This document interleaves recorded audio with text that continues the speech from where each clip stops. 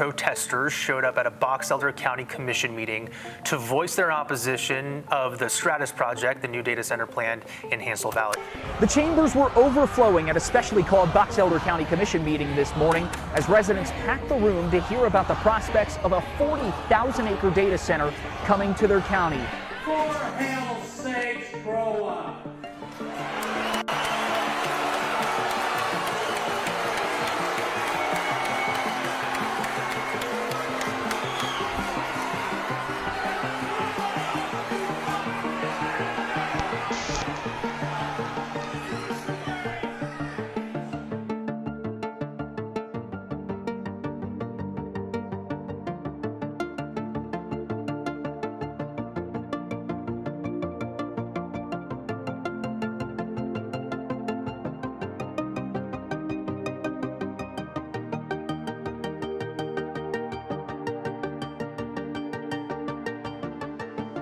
This is the Hansel Valley, a place that until May of 2026 very few people had heard about.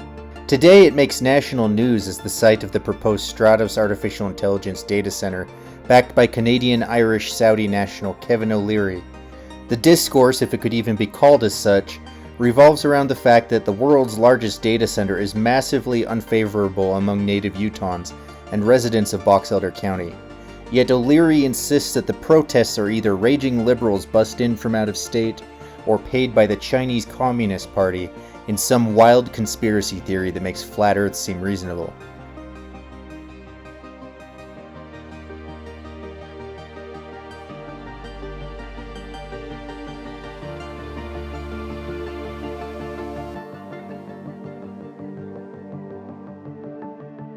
With the sudden nationwide interest in the Hansel Valley, I made a trip to visit myself.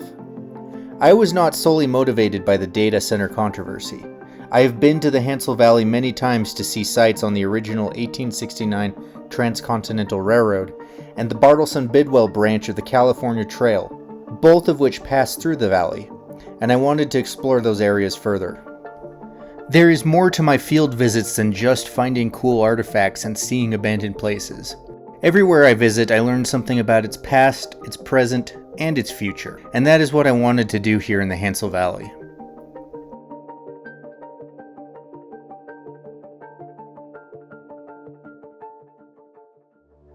The Hansel Valley takes its name from the mountain range that forms its flank, which in turn was named for Samuel J. Hensley, a Kentucky-born mountain man who wandered his way through the American West rubbing shoulders with such celebrated pioneers as John C. Fremont and John Sutter.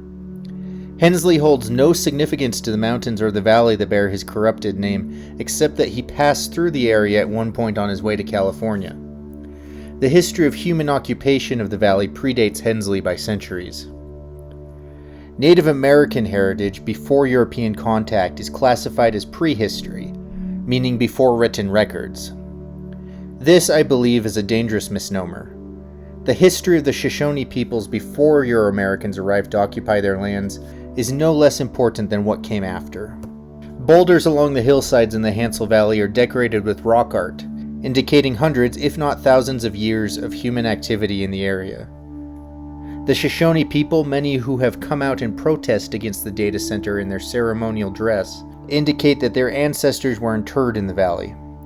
Darren Perry, former chairman of the Northwestern Band of the Shoshone Nation, identified the rock piles that dot the valley as his people's sacred burials.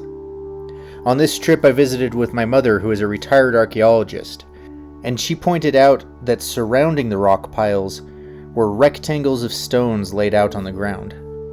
Hundreds of these rectangles filled the gaps between the sagebrush. Are these related to the Shoshone burials? I can't speak for the Shoshone or their cultural practices, but they could be.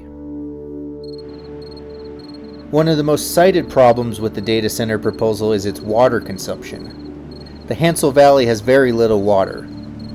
Farmers have tried and failed to dig wells to access useful water, but everything that came through was either salty or heated by geothermal activity. The Hansel Mountains are capped with ancient lava flows, and the area is geologically active. It is best known for the 1934 Hansel Valley earthquake that measured 6.6 on the Richter scale and left miles of rifts and cracks in the surface of the ground, knocking over buildings in Brigham City and Ogden. Mere days before I wrote this script, a 3.1 magnitude quake rocked the valley. Most of the water in the Hansel Valley emerges from the ground in the appropriately named salt wells, which flow into the Great Salt Lake. The salty water is not devoid of life, however. Grasses and other plants adapted to high salinity flourish in the path that the salt wells flow, providing critical habitat for migratory birds. I found dozens of plover nests in the gravel, all of them unoccupied, as I would never disturb an occupied nest. Utah is one of the fastest growing states in the country, and the state government has spent a century robbing Peter to pay Paul in providing water for their unmitigated infinite development plans. Now the piper is here and he's playing his flute. Shortly after announcing his support for the Stratos project, Governor Spencer Cox declared a state of emergency due to the extreme drought that the state is suffering. The Stratos project is set to suck the groundwater dry with its demands of the on-site natural gas generators. As the groundwater recedes, the salt wells will dry up as well, and so will the bird habitat.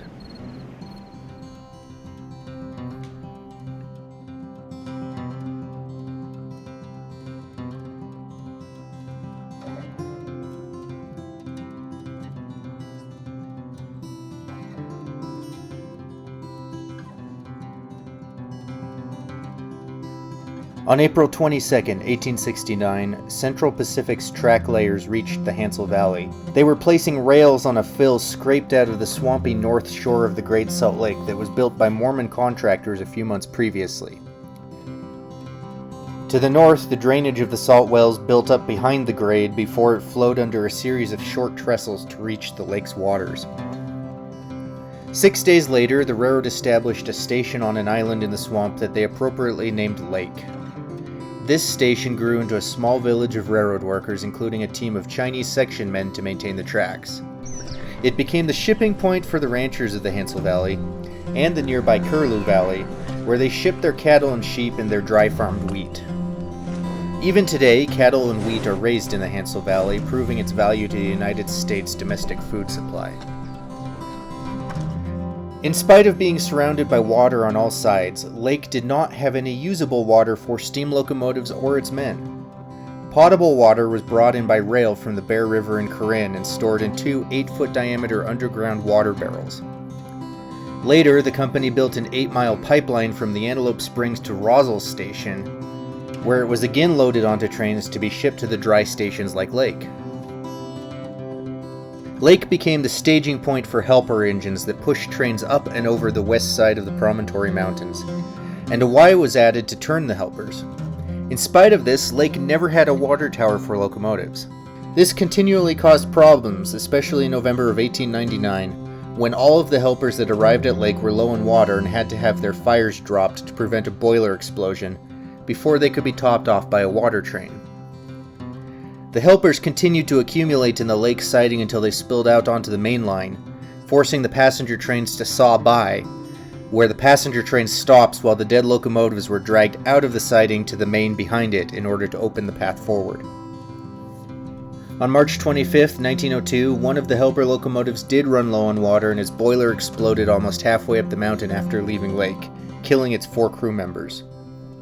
The Lucin Cutoff, which was a trestle and causeway directly across the Great Salt Lake bypassing the Promontory route, was completed in 1904, and Lake was abandoned with only a small wood platform and the potable water cisterns remaining.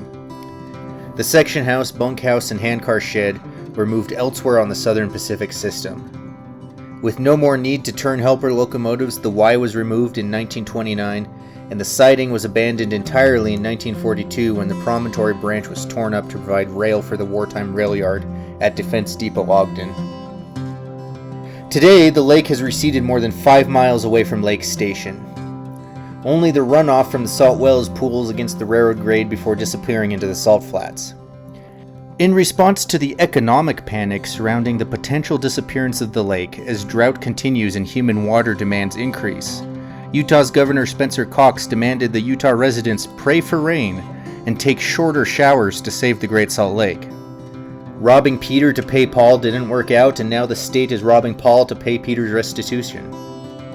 It is telling that the only motivation for saving the Great Salt Lake is economic. If it didn't affect shareholder profits, it would just be allowed to dry up and disappear, taking the life it supports with it, and leaving a raging dust bowl of toxic sand.